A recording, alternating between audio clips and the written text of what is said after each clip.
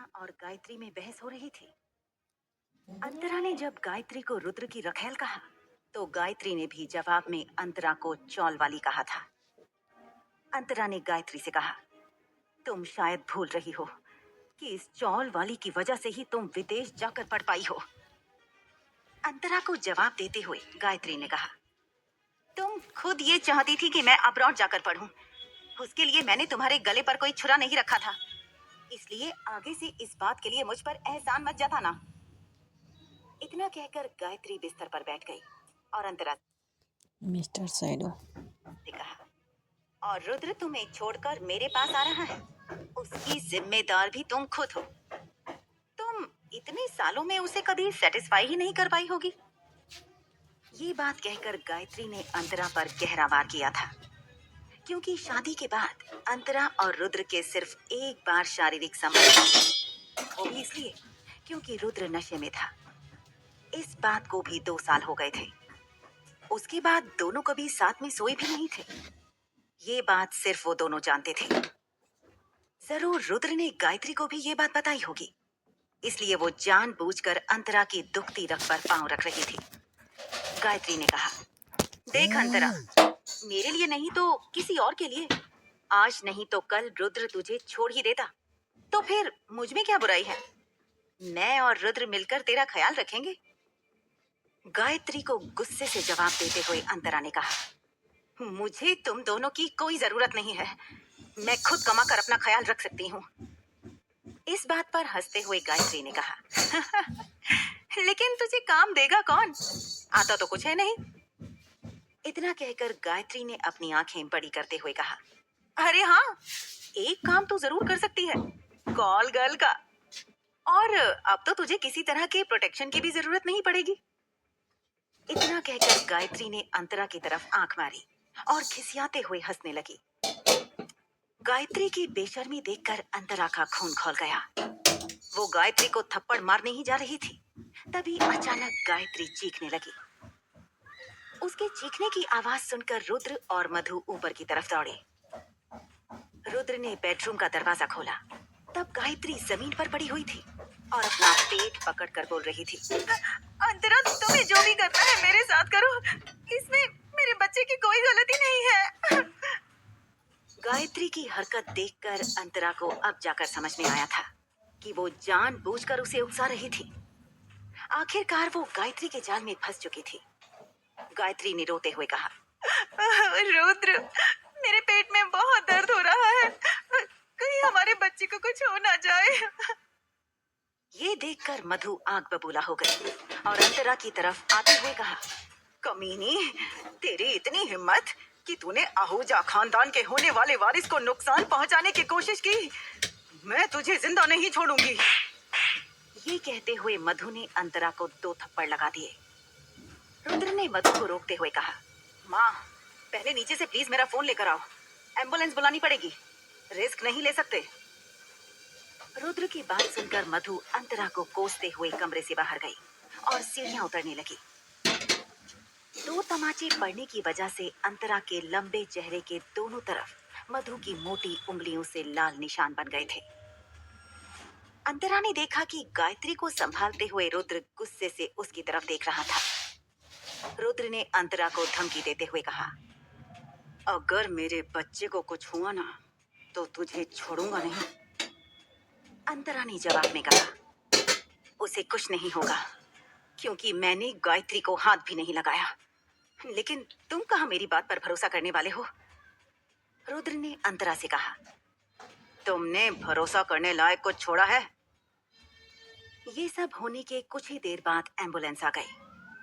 Ward boys और रुद्र मिलकर गायत्री को एम्बुलेंस के अंदर ले जा रहे थे और दूसरी तरफ मधु ने अंतरा का हाथ पकड़कर उसे घर से बाहर निकालने के लिए अंतरा को जोर से धक्का दिया, जिसकी वजह से अंतरा जमीन पर गिर गई और उसके साथ ही अंतरा का सामान भी घर के बाहर फेंका गया। घर के दरवाजे पर खड़ी मधु ने अंतरा से कहा, आज के बाद अपनी मनहूस शक्ल हमें कभी मत दिखाना। एक तरफ एम्बुलेंस का दरवाजा बंद हुआ और दूसरी तरफ मधु ने घर का दरवाजा बंद किया। अंतरा धीरे से खड़ी हुई।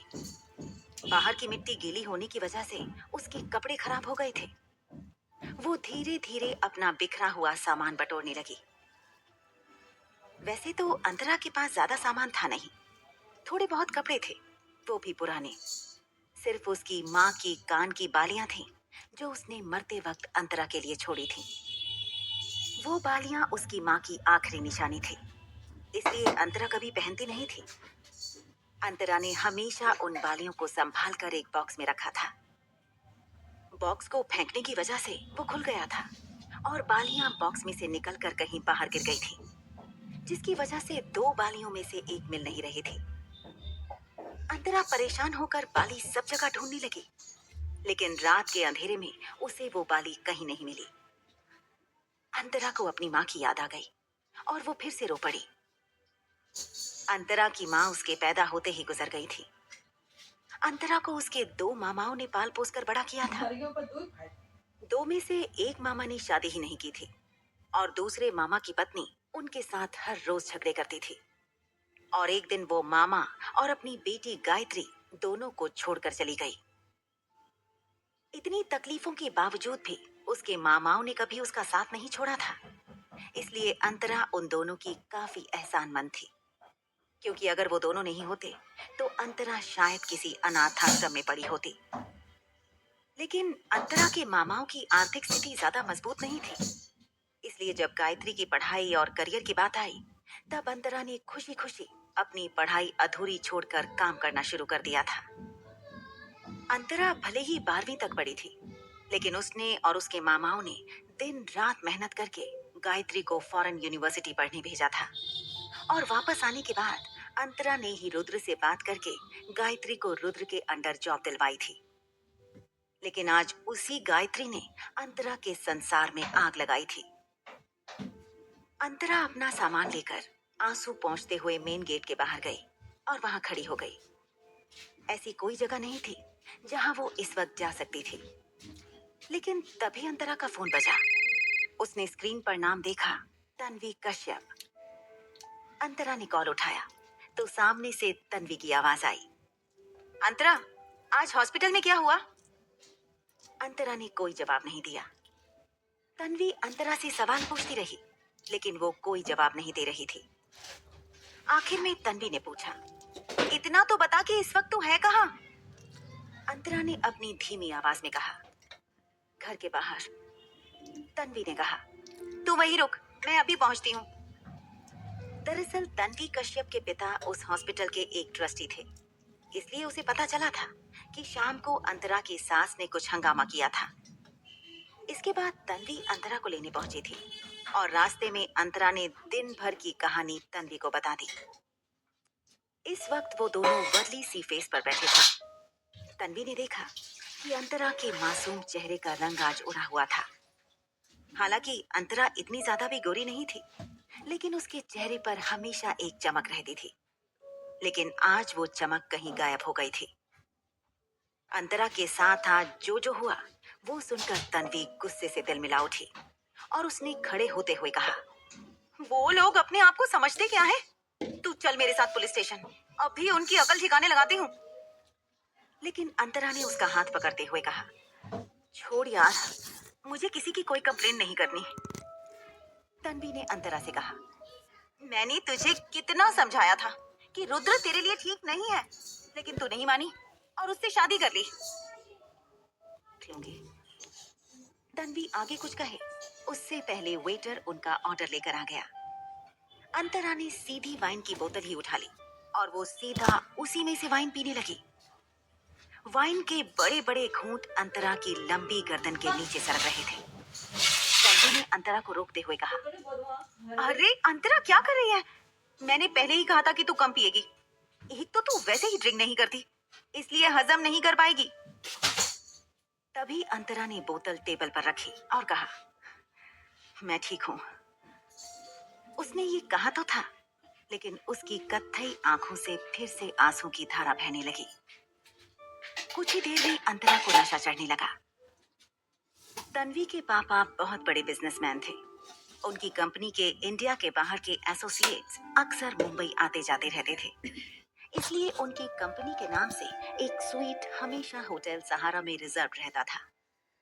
तन्वी ने होटल स्टाफ को बुलाया और अंतरा की तरफ इशारा करते हुए कहा, इन्हें रूम नंबर 604 में भिजवा दो। इतना कहकर उसने अंतरा से कहा, तूने बहुत ज्यादा पी ली है, स्टाफ में से कोई तुझे ऊपर रूम में पहुंचा देगा।